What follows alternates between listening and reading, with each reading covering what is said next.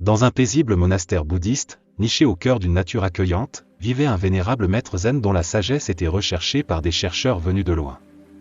Un jour fatidique, une âme troublée, alourdie par les incessants bavardages d'un esprit agité, s'approcha du maître zen en quête de réconfort. L'homme tourmenté, le front plissé et le cœur lourd du fardeau de pensées incessantes, implora « Monsieur, mon esprit est en tumulte, constamment bombardé par d'innombrables pensées. Veuillez me donner un mantra, une lumière guide, pour apaiser la cacophonie intérieure. » Le maître zen, les yeux reflétant la profondeur de la sagesse ancienne, considéra l'âme tourmentée avec compassion. « Mon ami, dit-il, le chemin de la tranquillité réside dans l'étreinte douce de la méditation.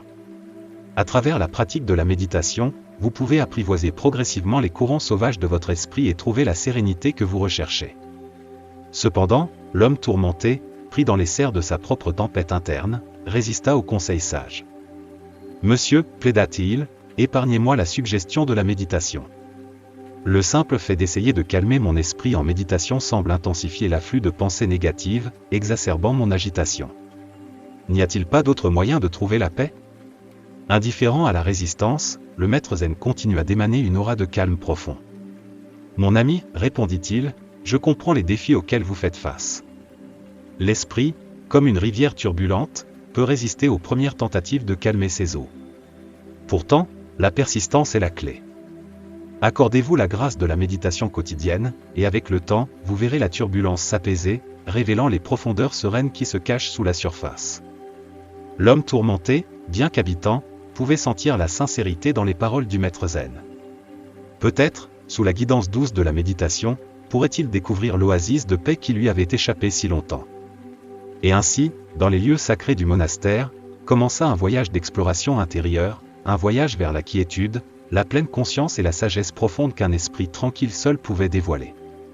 Indifférent à la résistance, le maître zen, rayonnant une aura de tranquillité inébranlable, rassura doucement l'homme tourmenté, disant « Ne vous inquiétez pas, mon fils. » Les premières étapes de la méditation amènent souvent une activité mentale accrue.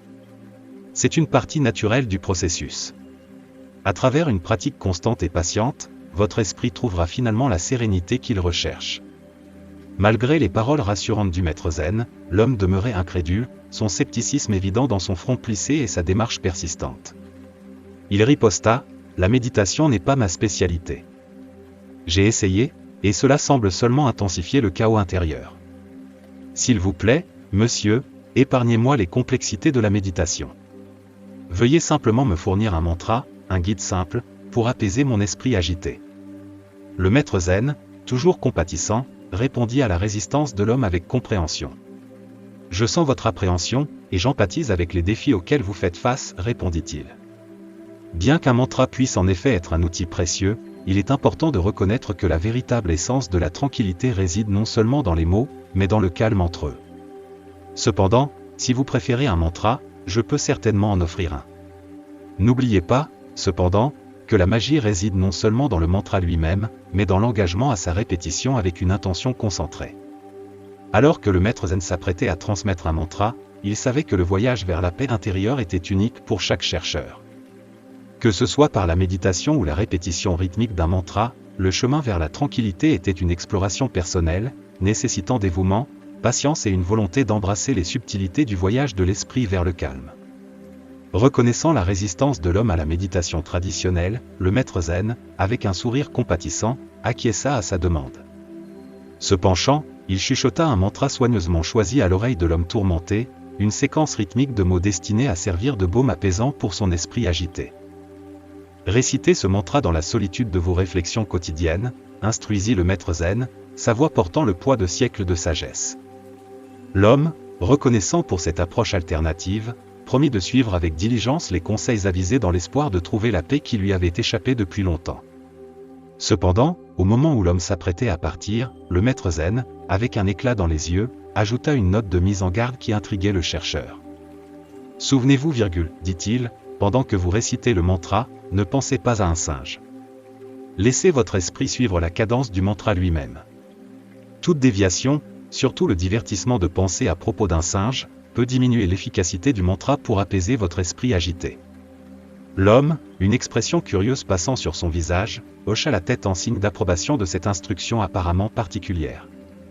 Peu réalisait-il que, incorporé dans cette note de mise en garde, se trouvait un enseignement profond, un rappel de l'équilibre délicat requis dans la pratique de la pleine conscience et de l'importance de maintenir le focus sur le chemin choisi vers la tranquillité intérieure.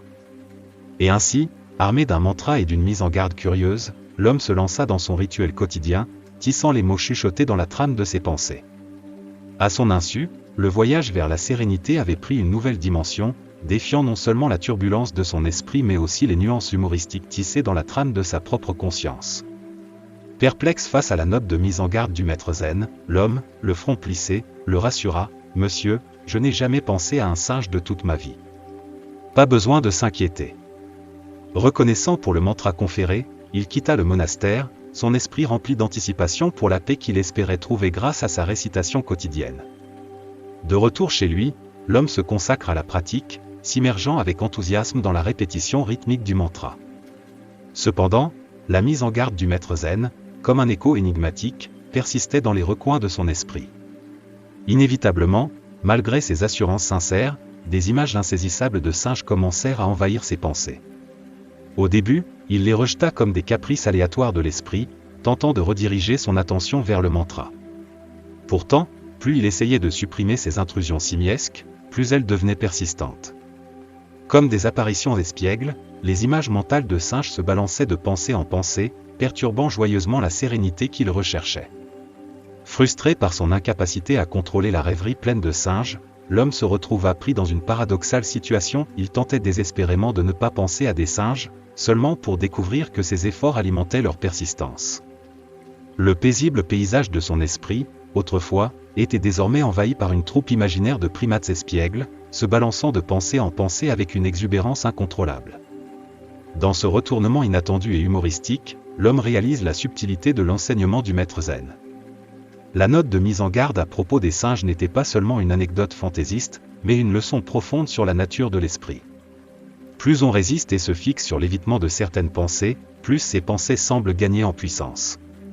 Avec une compréhension nouvelle, l'homme aborda sa pratique avec un cœur plus léger. En acceptant la présence des espiègles singes mentaux sans résistance, il découvrit un calme paradoxal. Les singes, privés de l'attention qui alimentait leurs méfaits, s'estompèrent progressivement, laissant derrière eux la quiétude qu'ils recherchaient depuis longtemps. Ainsi, dans la danse du mantra et du singe, l'homme trouva un chemin vers la paix intérieure, un chemin qui reconnaissait les bizarreries de l'esprit et permettait l'harmonie de l'acceptation et de la concentration. Frustré et se sentant vaincu, l'homme décide de se changer en vêtements frais, espérant qu'un changement physique pourrait aider à dissiper les persistantes pensées de singe. Il chercha la solitude, choisissant un coin tranquille, et reprit la récitation du mantra avec une détermination renouvelée. Cependant, même en fermant les yeux et en se plongeant dans la répétition rythmique, les singes, avec une persistance espiègle, continuaient de pousser et d'envahir leurs pensées. Grandissant désespéré dans sa quête de paix intérieure, l'homme réalisa que l'intrusion mentale était hors de son contrôle. Dans une humble admission de sa lutte, il décida de rechercher à nouveau les conseils du maître zen. Retournant au monastère, il s'approcha du sage avisé, son visage reflétant à la fois la frustration et un espoir persistant de solution. Avec un soupir, l'homme commença à narrer son épreuve, expliquant comment, malgré ses efforts sincères, les singes persistaient dans leur envahissement espiègle de ses pensées.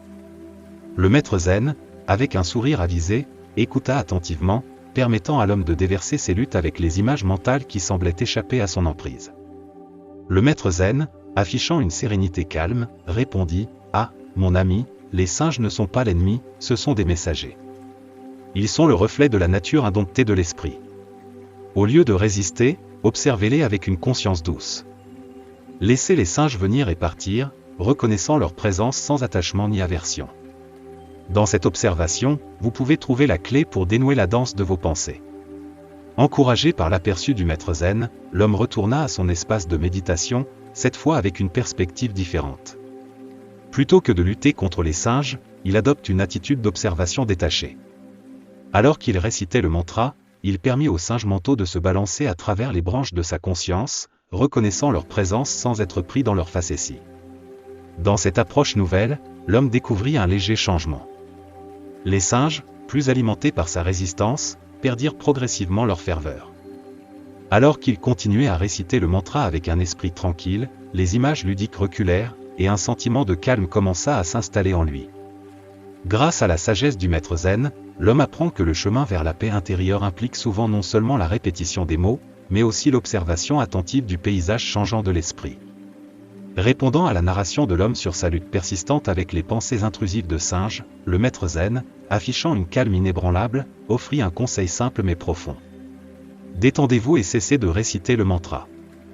Ne faites rien, instruisit-il doucement. Prenant ce conseil à cœur, l'homme, toujours vêtu de frustration, se rendit à la sagesse du maître zen. Il arrêta la répétition rythmique du mantra et, à la place, adopta un état de calme. Les yeux fermés et l'esprit réceptif, il se permit de lâcher prise de la lutte, abandonnant le besoin de contrôler ou de résister aux pensées persistantes qui le tourmentaient. Alors qu'il se plongeait dans la pratique de ne rien faire, une transformation remarquable commença à se déployer chez l'homme. La tension qui avait serré son esprit commença à se dissiper, et la cacophonie des pensées de singe s'estompa progressivement. Dans le vide serein du non-agir, l'homme trouva un espace où le bavardage mental ne pouvait plus imposer sa dominance. Le maître zen, observant la transformation d'un regard avisé, approuva d'un signe de tête.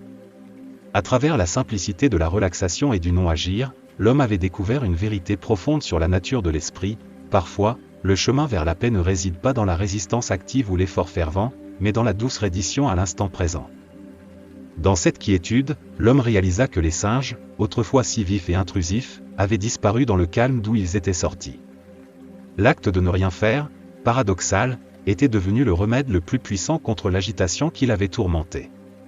Grâce à la guidance du maître zen, l'homme avait ouvert une porte vers la tranquillité intérieure, découvrant que dans le royaume du calme, l'esprit trouve son équilibre naturel, et la danse des pensées s'efface en arrière-plan. Avec un air serein, le maître zen prit un moment pour expliquer la leçon profonde tissée dans la lutte de l'homme avec les pensées de singe. Je voulais illustrer la nature de l'esprit, dit-il doucement. Ne tentez pas de le réprimer de manière forcée. Tout comme presser un ressort le fait rebondir, résister à votre esprit ne fait que le renforcer. Soyez calme, observez vos pensées sans attachement, et vous verrez votre esprit se calmer naturellement. La méditation est la clé. En ces sages paroles, le maître zen dévoila l'essence de la pratique, la compréhension que la résistance et la répression forcée ne font qu'amplifier le tumulte de l'esprit. Utilisant une métaphore de presser un ressort, il transmit l'idée que tenter de contrôler ou de restreindre de manière forcée les tendances naturelles de l'esprit conduit à un effet de rebond. Encourageant une approche plus subtile, le maître zen souligna le pouvoir du calme et du non-attachement. En observant les pensées sans s'y enliser, le chercheur pouvait voir le flux naturel de l'esprit. Les paroles du sage résonnaient avec la sagesse intemporelle selon laquelle la véritable tranquillité provient non pas de réprimer fortement l'esprit, mais de la douce observation de ses mouvements. Avec un dernier signe de tête, le maître zen réitéra l'importance de la méditation, une pratique qui, à travers un engagement constant et patient, permet aux individus de cultiver l'art de l'observation pleine de conscience. Dans la quiétude de la méditation, on peut ouvrir la porte vers la paix intérieure en embrassant le paysage toujours changeant des pensées avec équanimité. Le chercheur, maintenant armé de cette compréhension profonde, se lança une fois de plus dans le voyage de la méditation, reconnaissant que la clé de la sérénité ne réside pas dans la résistance, mais dans la douce danse de l'observation et de l'acceptation. Dans un moment de contemplation sur l'essence de la vie, le maître zen tira une analogie poignante, comparant l'esprit à un singe sautant sans cesse sans but. Avec un regard réfléchi, il transmit une leçon profonde, soulignant que tenter d'arrêter de force les pensées incessantes de l'esprit est aussi futile que d'essayer de soumettre un ressort. Le maître zen, avec une simplicité qui résonnait avec la sagesse des âges, transmit l'idée que l'esprit, tout comme la nature espiègle et imprévisible d'un singe, résiste à une restriction forcée. Tout comme presser un ressort le fait rebondir avec une vigueur renouvelée, tenter de réprimer de force les pensées de l'esprit ne conduit qu'à une résurgence accrue et souvent indisciplinée. Au lieu d'une répression aussi forcée, le maître zen préconisa une approche plus nuancée, celle de l'observation sans attachement. Encourageant le chercheur à adopter la pratique de la méditation, il éclaira un chemin où l'esprit pouvait être observé avec calme et détachement. En prenant du recul et en permettant aux pensées de se déployer sans s'y enliser, on pouvait voir le rythme naturel et les fluctuations de l'esprit. Dans la tranquillité de la méditation, suggéra le maître zen, réside la clé pour comprendre et apprivoiser la nature capricieuse de l'esprit. Grâce à cette pratique, le chercheur pouvait cultiver un état de conscience pleine de mindfulness, naviguant les sauts incessants du singe mental avec équanimité. C'était une douce invitation à embrasser l'impermanence des pensées et à découvrir une profonde quiétude intérieure, une quiétude qui émerge non pas de la force, mais de l'observation patiente et acceptante de la danse toujours changeante de l'esprit. Reconnaissant l'intensification potentielle des pensées pendant les phases initiales de la méditation, le maître zen offrit une perspective nuancée, comparant le processus à la révélation des impressions cachées dans l'esprit. Utilisant une métaphore, il explique que tout comme le nettoyage d'une maison révèle un encombrement caché, la méditation sert de pratique transformative qui fait émerger les pensées et impressions accumulées nichées dans les recoins de l'esprit. L'analogie perspicace du maître zen transmit l'idée que l'augmentation apparente des pensées pendant la méditation n'est pas un signe d'échec, mais plutôt une étape essentielle dans la purification de l'esprit. Tout comme le processus de nettoyage qui expose initialement le désordre caché, la méditation dévoile les impuretés mentales qui se sont accumulées au fil du temps. Ces pensées émergentes, expliqua-t-il, sont des vestiges d'expériences passées, d'émotions et de souvenirs qui remontent pour être reconnus et relâchés. Au fil du temps, à mesure que le pratiquant persévère dans son voyage méditatif, assura le maître zen, ces impuretés mentales se dissipent progressivement. L'esprit subit un processus d'auto-purification, semblable à un ciel qui se dégage après une tempête, et atteint un état naturel de tranquillité. La fréquence des pensées diminue à mesure que l'esprit se débarrasse des couches d'encombrement accumulées. Insistant sur le potentiel transformateur de la pratique régulière de la méditation, le maître zen transmit que grâce à un engagement dévoué et patient, on acquiert une compréhension profonde de l'esprit. Avec cette compréhension vient la capacité de naviguer et, éventuellement, de contrôler l'esprit. Le chercheur atteint un état de calme intérieur, transcendant la turbulence initiale des pensées pour trouver une sérénité paisible à l'intérieur, une preuve du pouvoir transformateur de la méditation dans le démêlage des complexités de l'esprit.